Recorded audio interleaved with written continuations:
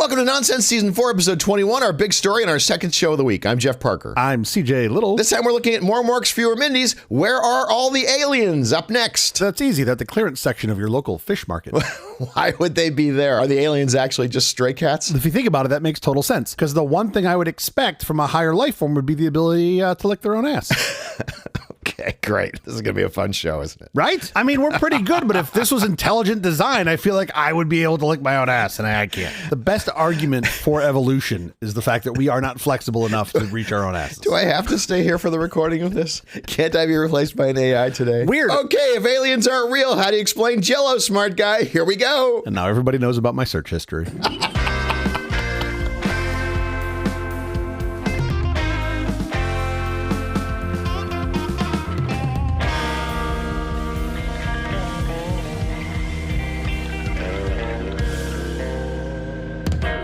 Last time on the Nonsense Big Story, we were discussing aliens and Drake's equation, among other things, which says there is a 97.6% chance that the aliens exist. It's 97.6. It's like this really precise number that we're supposed to believe is some true probability thing because it's an equation. Yeah, if I've learned anything from watching Rain Man, is that you want your number to be very specific and exact, and people will believe you and leave you alone. Okay, before we go into that, though, I want to say I trashed the Black-Scholes equation pretty good last time. You did. Because all my finance friends have all gotten on my back going, what are you talking about? What's wrong with Black-Scholes? What's your problem? Sure. First of all, I had to unfriend all of them because you believe in Black-Scholes because you believe in ghosts if you do. Let me just explain very quickly, very quickly the insanity of Black-Scholes. Look, I'm a math guy. I like math. Yes. But I'm going to just not out for this one. You just do your thing. Just wake me up when you promise it will be very... Poke me with a stick. Black-Scholes assumes that stock prices follow a smooth bell curve, and in reality, markets do nothing like that.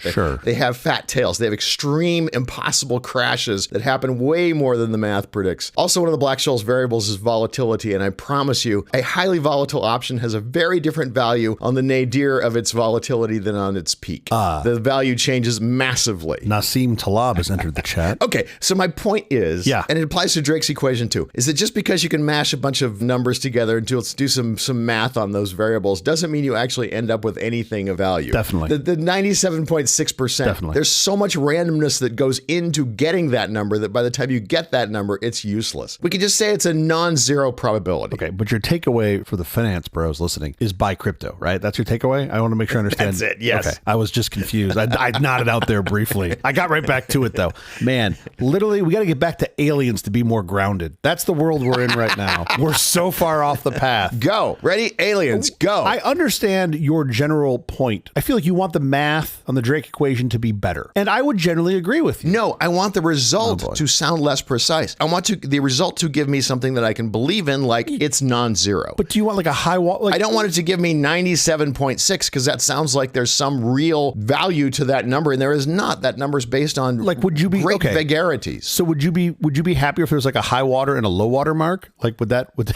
Because that's pretty easy to do. If there's a range? Yeah. No. Isn't that what you just said? The range is still non-zero. You can't get more precise than that. You can get more precise than non-zero. No, not really. Yeah. No. The difference between 0.1% and 99.9% is pretty significant. Those are both non-zero. Yes, but Drake's equation doesn't give us anything more precise than non-zero. Drake's equation is basically saying there are so many, these are the odds of there being aliens, not just in the galaxy, but in other places besides Earth. All of the universe. It's not like you have a finite amount that you are saying, the Milky Way. What are the odds? We can sort of see the Milky Way. We can sort of count how many celestial bodies are in the Milky Way. That part's good. But we don't just stop there with Drake's equation. We're saying all of the galaxies everywhere.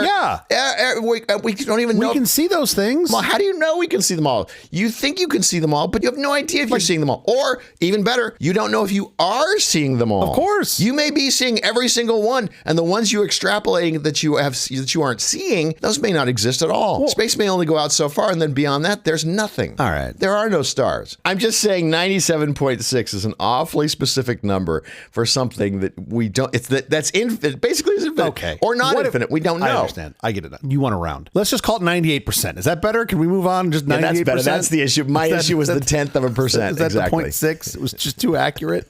Now we're good. The takeaway I would like you to take from the Drake's equation is that it is extremely likely that there is other intelligent life in the universe. period, full stop. Like, can we get you there, or is it still not? Is that not feasible because there's too many? Oh no, I'm decimals? totally down for that. But to get there, I'm gonna say there's a non-zero probability that there are aliens in the universe who are intelligent. Great, because 98% is non-zero. So is 97.6. It happens to be ridiculous that you try to give it that kind of precision from the variables that you put into the equation, which are all like, I think it's more than 3. So you're happy at non-zero. Yeah. And I'm happy at something greater than that. Okay, we'll just move forward with that, because I feel that the math is unequivocally confirmed. It's impenetrable. I know you think the math is impenetrable. It's an absolute perfect equation in every way. Yeah. I've been trying for 47 years to penetrate the math, and it's just not.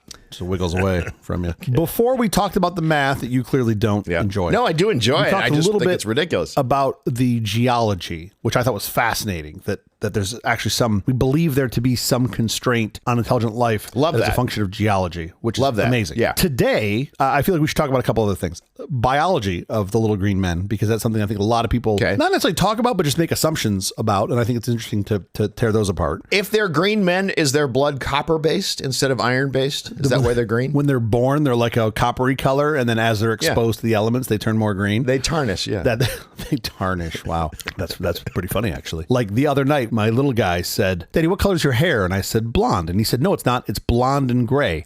I corrected you. I just looked at him and I was like, really? And you're also out of the will. Yeah, exactly. Get back in your cage. Okay, so the biology of these guys, which I think is interesting. Yes. We should talk a little bit about the welcoming committee that we have established here on Earth, because that is interesting to think about as a good or bad Carl thing. Sagan is responsible for all those welcoming flares we've sent up. Yeah, well, I mean, flare/luncheon invitation. Exactly. The buffet right here on this green planet right here. Yeah, it's all you can eat. Enjoy this one. And then a little bit of chat. This is a much deeper topic, but if we have time, I think a little bit of conversation about why would some intelligent life form even want to come here? What could be some possibilities? Sure. I feel like those are the three things. Once they see black shoals, they know, don't go there. They don't skip. Let's just skip that. But the flan's really good. No, black shoals. There's got to be another planet that has flan that doesn't have black shoals. Just keep going. All right, let's talk about biology. Evolution needn't mimic Earth's blueprint. Yes. Alien biology might swap carbon for silicone or water for ammonia, thriving in crushing pressures or frozen voids or 400-degree habitrails. Forget little green men. True extraterrestrials likely possess sensory arrays and metabolic pathways we can't imagine, life redefined by laws of a different sun. Well, yeah. I mean, that's what's interesting is their entire existence would be almost certainly completely different from ours. Do you really think that? Yes. I've seen Star Trek. Oh, no. When you travel billions of miles through space, you end up with somebody who just looks like you. Well, there's that brown guy on there, too. One. Yeah, one. It was the 60s. What do you want? I've also seen Star Wars, which is a little more diverse. Yeah, and much more of a range of size and things that I would believe are... Size and shape and things. Yeah. But if you go to the base of the biology, we'll talk about size here in a second. What? But I think something that's interesting, it seems most likely that some other intelligent species would not share a common ancestor with us. That seems most likely. 97.6% chance. No. You're a dog with a bone. Here's the thing. It seems... Talk faster. This show's 21 minutes. I know. I'm trying, and you're just digging me holes here is what you're doing. It seems most likely that we evolved from matter only within our solar system. That seems most likely. Yes. The things that have crashed here were from billions of years ago. So we've evolved and we've continued to refine on things that were here. Very few things from outside of our solar system even come into our solar system. Yes. It seems most likely like we've evolved from things here. And that is what we know of all life on Earth. Mm-hmm. And arguably anything in the solar system we think would look very similar to us from a makeup perspective. Sure. And when you think about things outside of our solar system, extraterrestrial life, there's this thesis. People are like, oh, well, they could bring like some crazy infection like COVID that we've never seen before. Sure. I don't actually think that would be the biggest. The DNA wouldn't line up with our DNA. Would never infect us. Exactly. So I don't think the danger would be an infection in the traditional sense, but rather complete toxicity or even anaphylaxis. That would be the bigger, like it wouldn't be the flu that they bring us. It could be that the byproducts of their biology could be catastrophic for humans or for all life here. Right. I dated anaphylaxis, by the way, in high school. Yeah. I remember I met her brother Bruce once. The whole Flaxis family is lovely. There could be a world, I'm not saying this is the case, but there could be a world where alien microbes might just produce, like as a byproduct of their existence, cyanide. Sure. That could just be a natural byproduct of their metabolism, which means their presence could be toxic regardless of their intent. Yeah. Like they could just show up with like a really nice bunt cake that they want to give us. We come in peace. release. Yeah. Right, sure. And then they exhale and we all die. Sure. Like, that's not science fiction. That could be a thing. That could actually be a thing. They inhale oxygen, but they exhale cyanide. Okay. You don't know if they inhale oxygen. I don't know. I mean, they could just sweat out cyanide. I don't know. I've been to 24-hour fitness. Some of those guys don't smell very good. No, true. So maybe it's cyanide. I'm not sure. I don't get close enough to find out, is my point. Sure. So we don't know. And our immune system, by the way, being exposed only to things that have been on our planet so far, could react with some sort of anaphylactic response to just a single spore or cell from one of these things. Like, sure. It might not even be cyanide. It might just be their makeup, just their cells. Sure. Could be something that are terrible. Now, by the way, this is the happy outcome. That's the one where I'm like, oh, okay. They just sneeze cyanide and we die. There's this unhappy outcome that is commonly referred to as the biological gray goo. Have you heard about this? No, but I love that that's the happy outcome is they just exhale and we all die. Yeah, no, that's the good one. That's the one that you're like, yeah, that sounds good. There's a possibility where an alien microorganism could be capable of breaking down hydrocarbons or glucose without needing any specific receptors, which what that means is they could be like a non-selective decomposer, which means just their existence could break down human tissue at a fundamental chemical level. Yeah. So your immune system wouldn't even have a chance. It would just be like, and that's why they call it the gray goo. Like you would just dissolve us into some pile of nothingness. Sure. And there is, now this is where you get a little sci-fi, where you could be like, well, maybe they're just here to harvest raw elements, and that's just what they do. They just come in and they sneeze, and then you just melt like the witch in Wizard of Oz. Sure. That could be a real thing. That's what I would call the unhappy outcome. Okay. That could be a thing.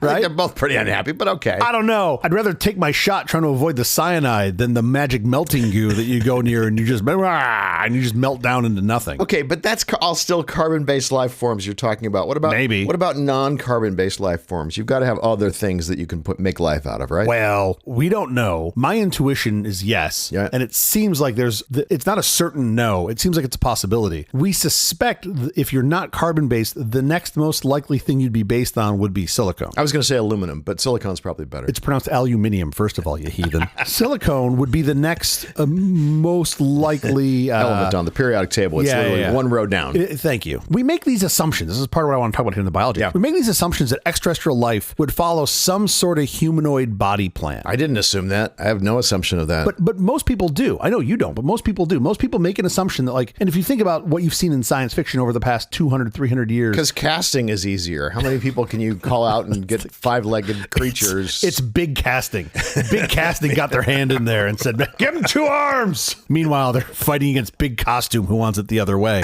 No, but generally speaking, we think of when we think about aliens, you're like, they're going to be green and have longer arms, but there's still this sort of anthropocentric bias. We still think you're going to look like us because it's what we know. Head, 2 arms, 2 legs. But that makes no sense. Parallax is pretty useful. Parallax? 2 eyes. Sure. Until you see a fly's eye and what they can do. And then you're like, you see a fly, you know what's better? 1,000 eyes. Wow, I got gypped. Those eyes are amazing. Earth, we've all sort of evolved from a similar path. So we have similar structures, even in unrelated species, right? The eyes of octopi and humans. Still very similar. Light-sensitive cells. Yeah, and they look similar. Because we share sort of a common ancestor and we're all sort of this carbon-based life form. So when you think about independent origins or origins that are back billions of years, all bets are off. You're starting over. Yeah. Silicone is the most frequently cited alternative for carbon, as you mentioned earlier, because its ability to form 4 bonds and its abundance in planetary crusts. There's a lot of silicone out there. Mm-hmm. And as you know, most recently, anything with silicone in it is now 4 times as expensive. So all of the aliens have gotten more expensive too. Wow. Certainly. That's remarkable. But here's where it gets crazy, because the only thing we've ever known in real life is carbon-based life forms. If you think about the physical constraints of silicone-based life forms, they'd be radically different. Mm-hmm. A primary issue is the oxidation of silicone. So as a carbon life form, right, we inhale oxygen, we exhale CO2. Yeah. A gas dissipated easily, no problem. Happens. We have a cycle. Easy. Sure. Silicone life utilizing oxygen, I'm not saying that it would, but if silicone life utilized oxygen, it would produce silicone O2. Sand. Which would be solid quartz or sand. Yeah. Sand. Their byproduct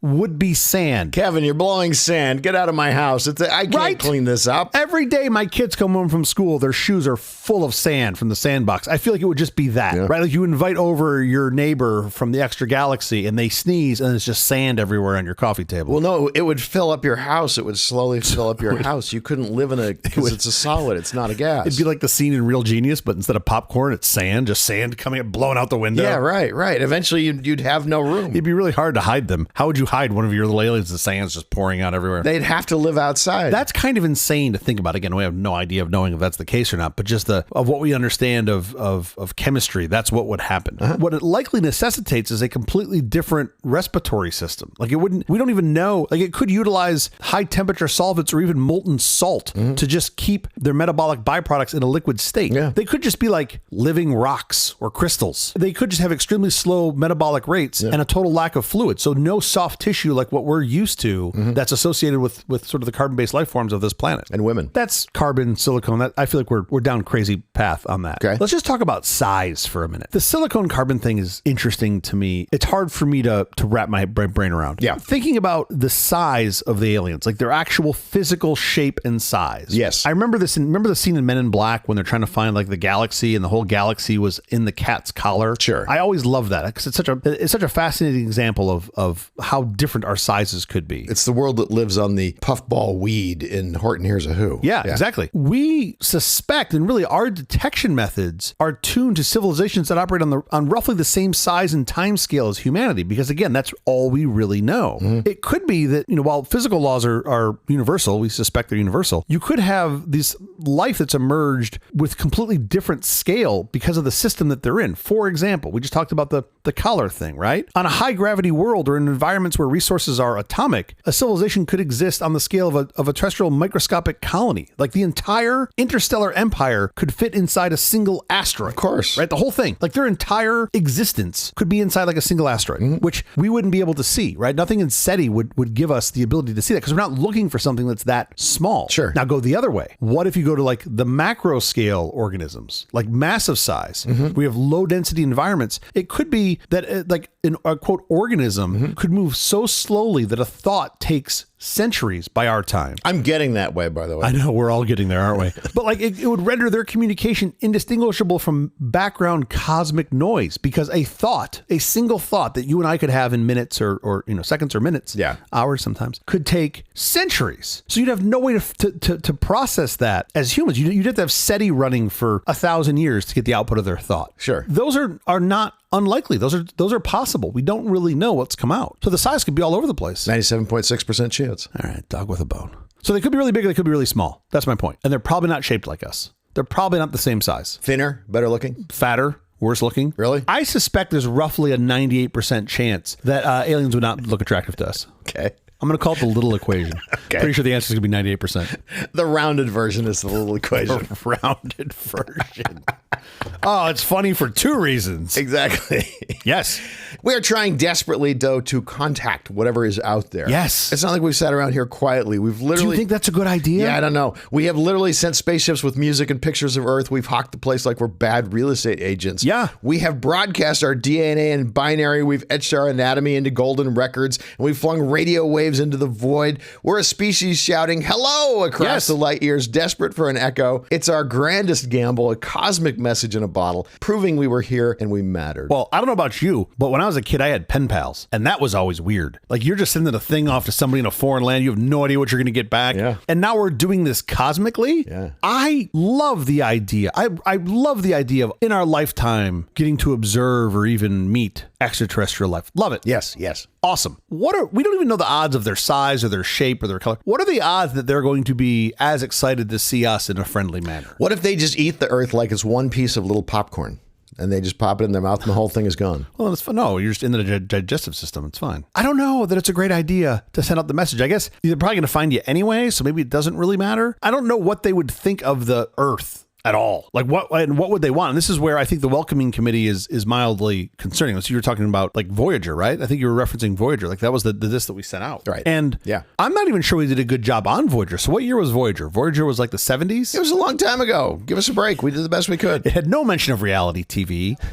Well, for those that don't know, the Voyager, we made like an album. Like on a gold disc, right? Something that we thought would be golden record. Yeah, this golden record, and we encoded a sample of humanity. And why gold? I think it was the most likely to survive. I think it was the most durable thing we could put out there. I love the idea that we made an attempt. This is all Sagan, right? I love that we made an attempt to try to encode a sampling of humanity on this disc. Yeah. In hindsight, folks say, well, we were overly rosy, right? We omitted all the bad stuff. There's no talk about wars or diseases or the environmental crisis that sort of defines explains our species. It was just like all the good stuff. Because we're selling the place. Again, I said, like, we're hawking bad real estate. I mean, we're just painting the rosy pictures. We're not talking about the bad plumbing. Yes, rosy pictures, but also some of it is like discombobulated, right? I think they encoded something like 55 languages on the thing. Yeah. And I don't think there's really a map. Like I could expect someone that listens to this thing doesn't know anything about humanity to just be like, what's wrong with these people? Like, how do you talk? You got 55 non-congruent languages. It just sounds like chaos. But also sound effects like tigers roaring and oceans and things like that. Totally. With no real context, those things could be, what am I hearing? What is they're trying to say to me? Exactly. It'd be awesome if the one thing they could understand on the records was whatever the tigers were saying, things we don't even understand, and they totally get that. That's the part they get. Oh, he wants a pizza. There's one bit, track 63, that was just 1200 baud handshake. That they get perfectly. Everything else, they're just like, nope. They're like, oh, E71. Wow, these people talk slowly. Oh, that's us. Yeah, they're cosmic giants. For them, we're talking fast. Yeah, what else? There's some other crazy stuff on there. I think we encoded some pictures on there. There's like 100 plus pictures that we encoded on there. Yeah. I don't know what they would make of it, but I think more the point that we sent it out was more odd, right? Like I think you want to know the stranger that you're about to give your phone number to before you send it to them. It's just a message in the bottle. It's nothing. We're casting it out, thinking maybe some civilization at some point picks this up and can somehow get a little picture of who we were, or maybe even who we are, but more likely who we were. Well, yeah, but we also gave them a map. We did. We told them where we are, right? I think we gave the sun relative to like 14 pulsars so that they could find us. Yeah. I don't think that's great. Like you put your message in the bottle to be like, oh, I live at 123 Main Street. I leave the back door unlocked. Come over anytime. Keys under the mat. Keys under the mat. Yeah. Asleep on my stomach. Terrible. Like, why would we say this? I don't remember. Carl Sagan could tell you. He's passed away, but he's the one who knew. I think the intent was we're optimistic about extraterrestrial life and that we want to see them. But like that whole thing could just look like, when you go to, you go to the store and you come out and there's like one of those flyers tucked on your car and it's like for the all you can eat Korean barbecue. It's like $18.99 all you can eat Korean. Sure. Like this could be that. This could just be a lunch flyer that we send out into space. Well, of course. That they're going to look at. Yeah. Like those guys look delicious and they're just going to come here and eat us or turn us all into gray goo to harvest our carbon atoms. You have a very dark view of the aliens. Well, no, I'm just saying we don't know. By the way, if they can get here, then there is certainly no defense we have against them. Period. Full stop. Okay. Like there's going to be some MAGA warrior out there with their pepper spray and then they just get eaten. But it's possible that they have no technology. The only technology they've been able to create is a solar sail. And as their stars supernovas and as their last hope must just project themselves out into space, they sail to. They don't have any other technology. That's all they have is a solar sail. Only thing they were able to figure out. Sure. And they come out to Earth. And so now, no, they're not going to destroy us. They're going to be like, we need a place to stay. I'm so sorry. Is there a place we can rent? I love you're like, they don't have the metric or imperial systems. All they have is a small nuclear reactor. That's all they have. They haven't mastered anything figured else. Out. That's all they figured out. Just the solar sail. Somehow they're able to transit galaxies. Yeah. But no, all they have is a solar sail. That's all they have. That's it. And they're just looking for a cup of sugar because they want to make cookies for their grandmother. That's it. That's all they want. That's all they want. But you do raise indirectly a great question, which is why would they even want to come by? Yeah. Why would they bother to come by? Even if they knew there was life, and once they'd seen the brochure from the Voyager, you'd think they'd go, there's other places we can probably want to visit first. There's a lot of places we want to go first. We heard the pressure on Venus is quite high. We kind of want to go there. Let's do that. Let's do that before we go here. Now, I mean, it's fun to postulate why they would want to come here. Certainly nobody knows. It's totally possible they aren't tourists. They're actually historians, and they want to come and learn about this crazy laboratory of biological improv that is the Earth. Sure. In a sterile post-scarcity cosmos, our messy cocktail of ambition, art, self-destruction, it's the ultimate novelty, so they're interested in it from that perspective. It's totally possible. Instead of just people who need some place to go, they're curious about what's this weird thing happening. Third rock from the sun, whatever's happening out there, that's the weird one. Go to that one. So they could be interested in coming to witness the spark of a species that builds cathedrals while still learning to share. It's the odd combination that makes us interesting. Yeah, we're still learning to share. That's.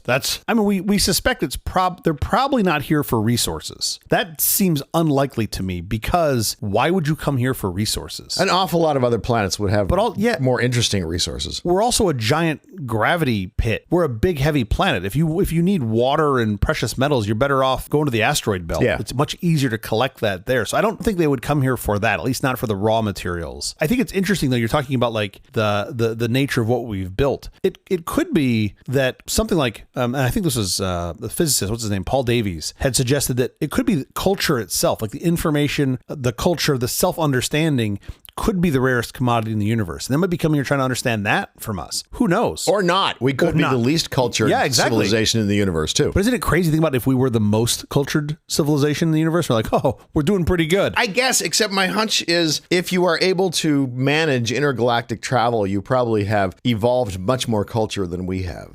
The two kind of have to happen hand in hand. You would think. Yeah. Don't know. But we also might be way far behind, right? To your point, if they are, if they have developed farther and they are many iterations beyond where we are, they might want to come back to look at a primitive species, kind of like going to the zoo. Sure. And just see how we interpret the cosmos. So much like going to a zoo. I think that's the more likely answer, is that we are like the galactic zoo, that they just want to observe, which they might be doing now. Who knows? We emit all this stuff. It's not like the light doesn't not bounce off us. Yeah. I mean, there is the presumption. This is the sci-fi presumption that everyone, I think, always makes or ends up coming to, is like, oh, it's all just a giant Trojan horse. We've seen this pattern before. It's the Mars attacks, right? They're going to come here and be like, oh, hey, we're your friends. We come in peace. But really, they're just here to harvest our pearls. Sure. I still think, not just because of the Drake equation, I still think it is not extremely likely. I think it's certainty that there's other intelligent life out there. I just don't know, one, if it's alive currently or not, and two, I highly suspect we will never ever be able to see it or contact it. That's my takeaway from this. All right, we have to get out of here, but quickly before we do, have you seen or read anything good this last week? As we mentioned earlier in this episode, 1977's Voyager 2 space probe carried a phonographic disc with messages of peace, inviting alien civilizations to Earth. Did we keep a copy of that record here? Is there some way we can hear or go play with whatever's on that? Not only do we know what's on it, I own a remake of it. They remade it. A group raised some money about 10 years ago to remake them, and I actually own one. It's sitting on my desk right here. Oh, that's cool. One of the coolest things I own. Can you play it back? What is it? Well, they give you all the digital content, so I have all the content on it digitally, and then you have the actual encoding of the disc itself in like a 33 form. It's kind of cool. Was it encoded digitally, or was it an analog encoding on the disc? I'm pretty sure it's a digital encoding. Interesting. That's a good question. I don't know the answer to that. Anyway, in this version of the future, a probe is intercepted by an alien ship traveling through space, which then sends a scout vessel to establish first contact with Earth. Yeah. Instead of greeting the vessel, though, the U.S. government, big surprise, does what we do and shoots it down. Oh, shoot. Crashes in Wisconsin. Of course it does. The lone alien occupant, looking like a floating ball of energy, finds the home of a recent widow. The alien uses a lock of hair from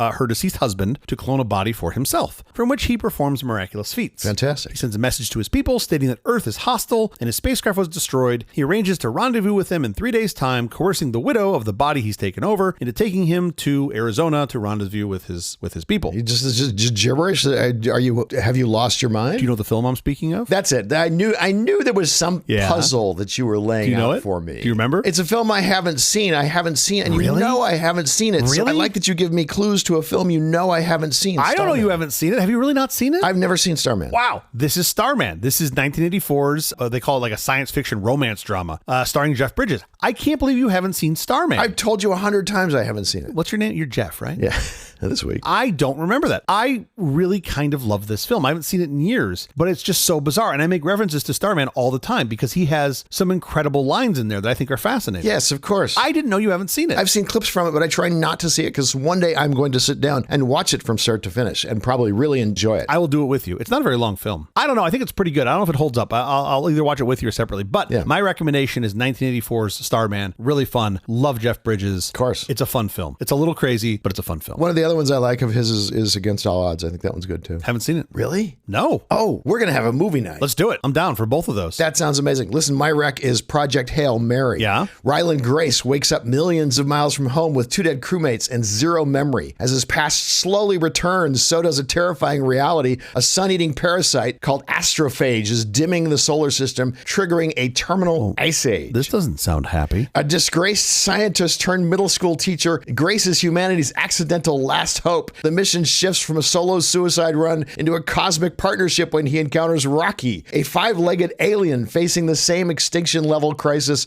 from his planet. Wow. I guess when you're a common foe, you have a common cause, sure. Yeah, sure. The duo uses math and music to help bridge the gap between their species. Grace soon discovers that saving 2 worlds requires more than a high IQ. It requires the ultimate sacrifice for a friend. I'm telling you in advance, you need to turn a blind eye to some of the science, but the film is an absolute delight. Project Project Hail Mary in theaters now. Is there some Aerosmith that plays over the top of this? No, but it's good. Think more E.T. Oh, okay. And the science is a little E.T. too. I mean, if you can believe that the record player with the saw blade is communicating to E.T.'s friends, that's not quite that bad. Modern science is sort of a character in the film. They needed some consultants on the film. That's all I'll say. There's a moment where they put in a centrifuge 2 tubes so they can spin them around in the centrifuge as you do with centrifuges. Yeah. Tap the space bar. They do not put them on opposing sides of the centrifuge because you have to balance. Sure. And for some reason, it manages to still work, even though the filmmakers don't seem to really understand how a centrifuge works. Sounds like an homage to Stuxnet when we blew up the Iranian centrifuge system 20 years ago. Forget all that. Just go in and just enjoy the ride. It's great fun. I'll watch it. All right. Project Hail Mary. I'm in. That is the episode. Thank you for joining us for all this nonsense. A truly terrible podcast from our awful company. Visit us on the web at nonsense.productions. I'm CJ Little. I'm Jeff Parker. If you like this program, please follow, download, subscribe, and like it. Apple Podcasts, YouTube Music, Amazon Music, AntennaPod, iHeartRadio, Spotify, my favorite Overcast, or wherever you may get your podcasts from. Nonsense uses 7-Zip, a high-compression file archiver. Open source and completely free for personal and commercial use with no hidden fees or expiring trials. A simple interface lets you get things done fast and secure your data with its strong AES 256 encryption. Available on every modern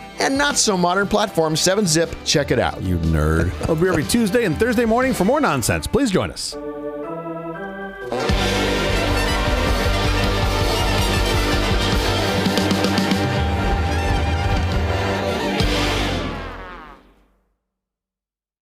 What are they going to be the most impressed by? Are equations for the probability of their existence. Pretty sure that's going to be it. Right. They're going to be like, you're off by 2.4%, you idiots.